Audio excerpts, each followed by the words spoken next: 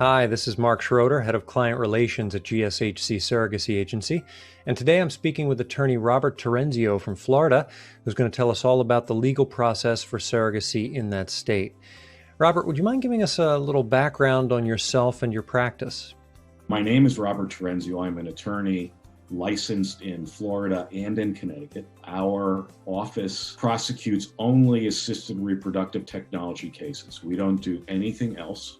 I am a member of Florida and Connecticut bar associations and their family law associations as well. I'm a member of the American Bar Association and its Assisted Reproductive Technology Committee. I have a very strong sense that transparency is needed in ART, Assisted Reproductive Technology. As such, I have lectured pretty much all over the world to doctors, other lawyers, and certainly to the infertile public about reproductive technology and how it should be done.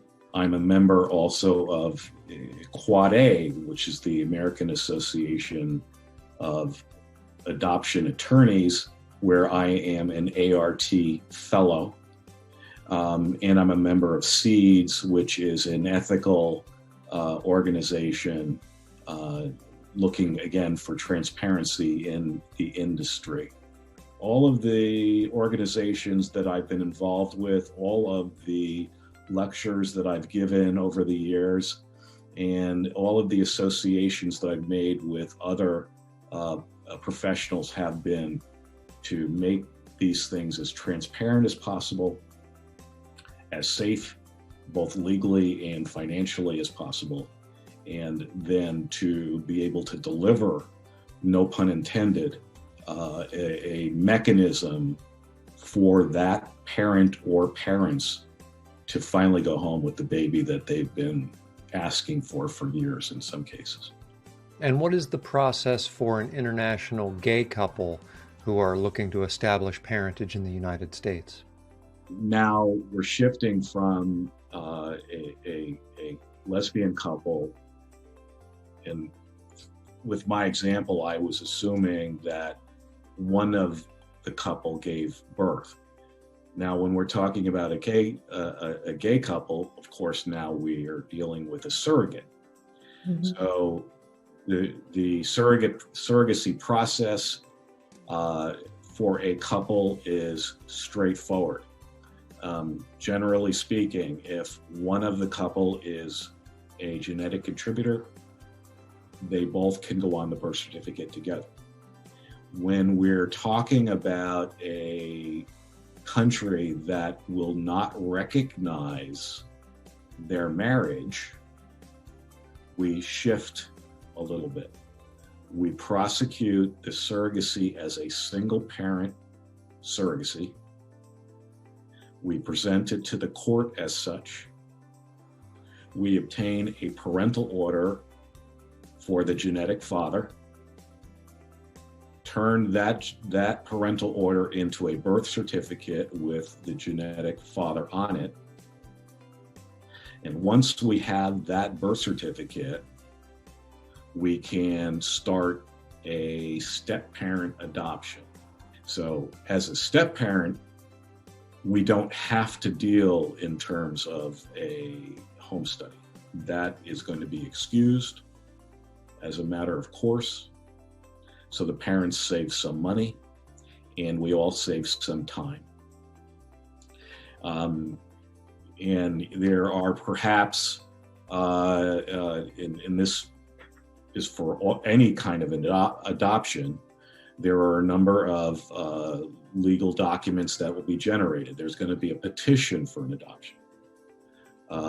There's going to be a consent by the biological parent that his husband can adopt. There's going to be a disclosure that everybody understands that this is an adoption, and that everybody's going to follow Florida law. And then there's a document that is called a UCCJEA. the terminology is meaningless, but to suggest that the judge will want to see everywhere the child has been since birth and with every caregiver since the delivery. Those documents allow us to go in front of the judge. The judge reviews everything, and then we have a hearing. At the hearing, the judge or I will ask, was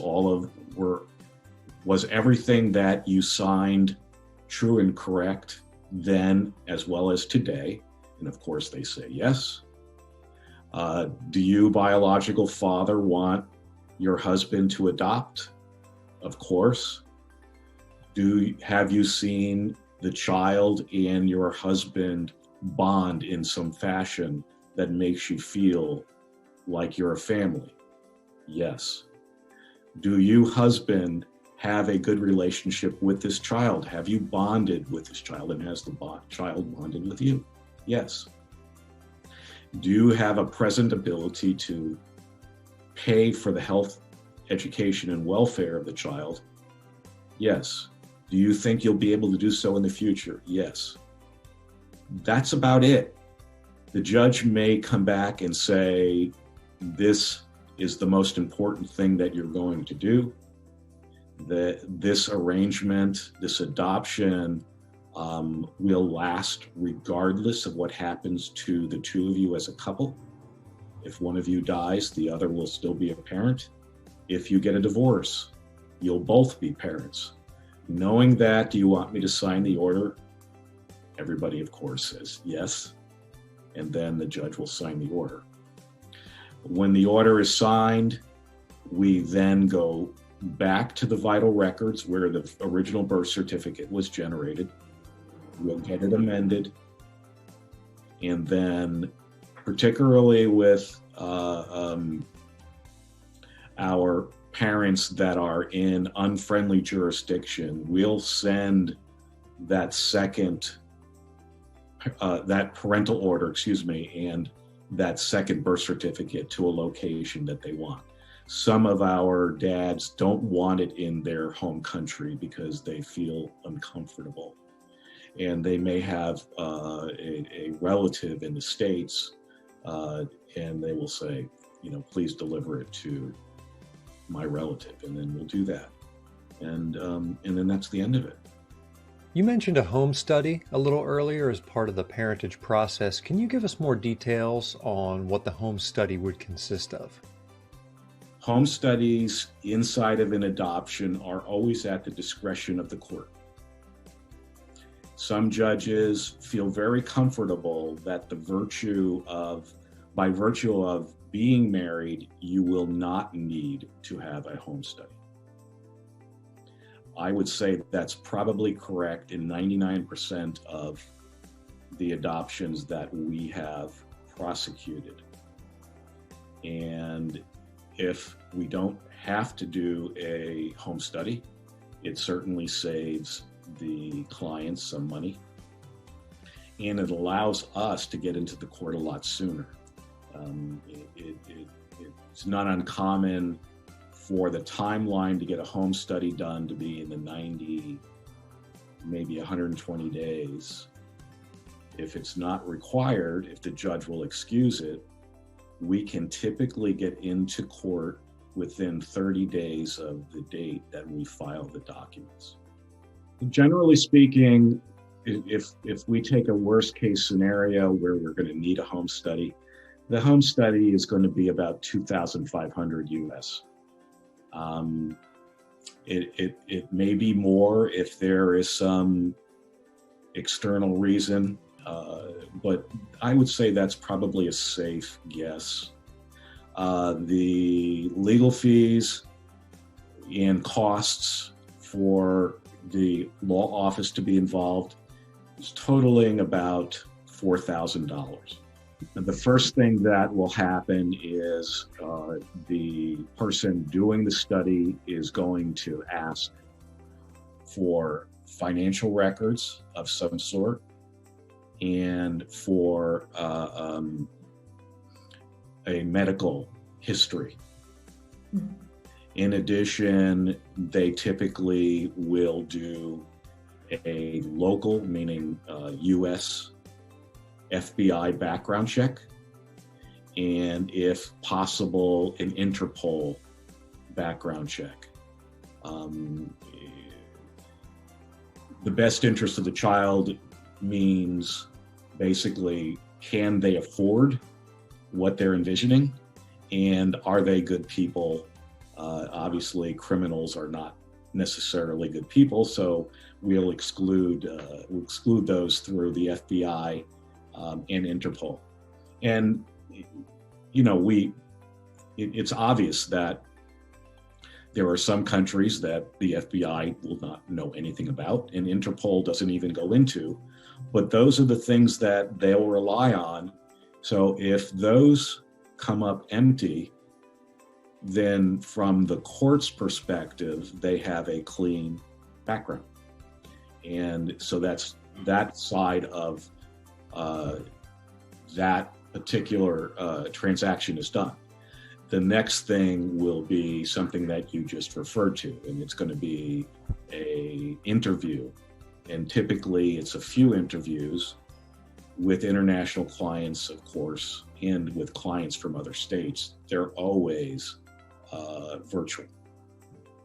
And how is this process any different if the intended parents are not married? If they're not married, then it becomes a different issue. In all likelihood, the judge will require a home study be done. Now, we have a number of social workers that we engage, all of whom are very experienced through working with the LGBT community and with adoptions arising out of a different assisted reproductive technology arrangements, be it sharing OVA or a surrogacy kind of arrangement. And so they understand what's going on already. And I think that makes it easier for the adopting couple, because the conversation is just going to be about them. How long have you been together? Tell us about your social life. Tell us about your work life. Tell us about your family life. And do you each feel comfortable that the other has a present ability to provide for the health, education, and welfare of a child? And do you each feel comfortable that that ability will extend into the future? And it's not these examinations are not graded. If you're honest, you pass. The judge ultimately only wants to look at the last sentence of the report. And the last sentence is, this couple is a loving couple who have an ability to share custody of a child in a way that we would expect any Florida couple to share custody of a child. And if that's in the document, that's the end of the conversation as far as the home study goes. Like every state, but unfortunately not every state, but like California, Florida is a very LGBT friendly community when it comes to adoption. So the fact that we're talking to, in this case, a lesbian couple, is not a factor at all. There's no need for people to feel uncomfortable because they feel that they might be looked down upon because of their living arrangement.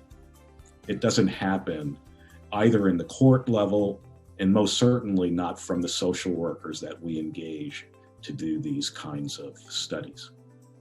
And what if you have a situation where two same-sex intended parents are both on the contract, but only one of them wants to be listed on the birth certificate. What happens in that situation? The mechanism that we would employ would depend upon the reasoning behind wanting a single parent on the birth certificate. If it was something such as we've been talking about, an unfriendly country, all that I would do would be an addendum to the existing contract. And we do that quite often. The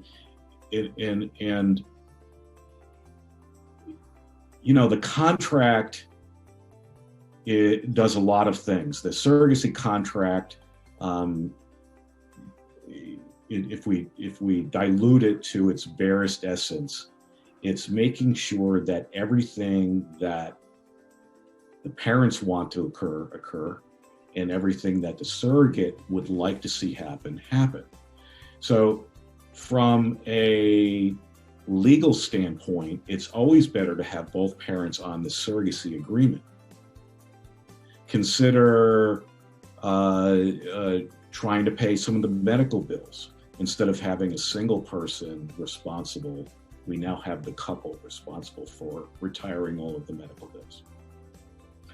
But that contractual side doesn't mean that we're barred from having only one of the couple on a birth certificate. We can deal with that with an addendum, or at times we could deal with that internally in the contract itself by just saying something as simple as the home country of the intended parents will not permit both parents to be on the birth certificate. Therefore, the parties agree that Dad A will be the sole father listed on the birth certificate for the child born of this arrangement. And will other U.S. states recognize a second parent adoption that was established in the state of Florida? There is and we would call it a black letter law rule, which is adoptions have to be accepted by sister states. Adoptions basically trump everything when it comes to authority of who is and who is not a parent. So we have generated second parent adoptions here for years. We've never had any other state reject our adoption orders. And quite honestly, they can't reject them. They have to accept them. We're obviously in a very weird political frame of reference these days.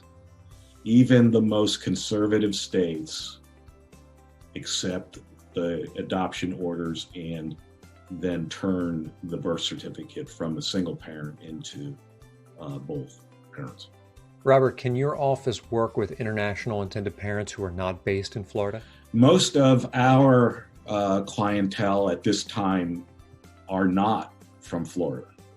Most of our clientele are international. I would say that 70% of our clients are from another country, and probably 80% of those folks are either single or part of an LGBT couple. We have ways of engaging the court's jurisdiction so that they can come here and feel comfortable that they're getting a court order. And most certainly, if you have a couple that is relying on a Florida surrogate and is expecting a delivery in Florida, Florida absolutely will attach jurisdiction. If it is not a scenario where there is a Florida delivery, there are other ways that we can engage jurisdiction such to be able to prosecute the adoption. And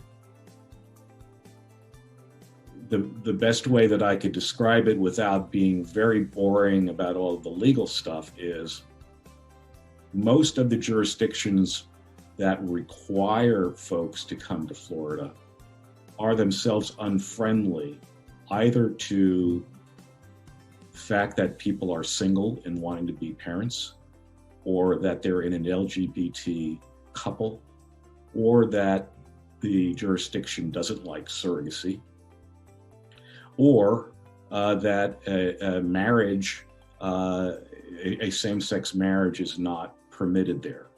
And that discrimination, that discriminatory attitude opens up a number of avenues for judges in Florida to say, yes, I will listen to this petition and generate a parental order in favor of your clients.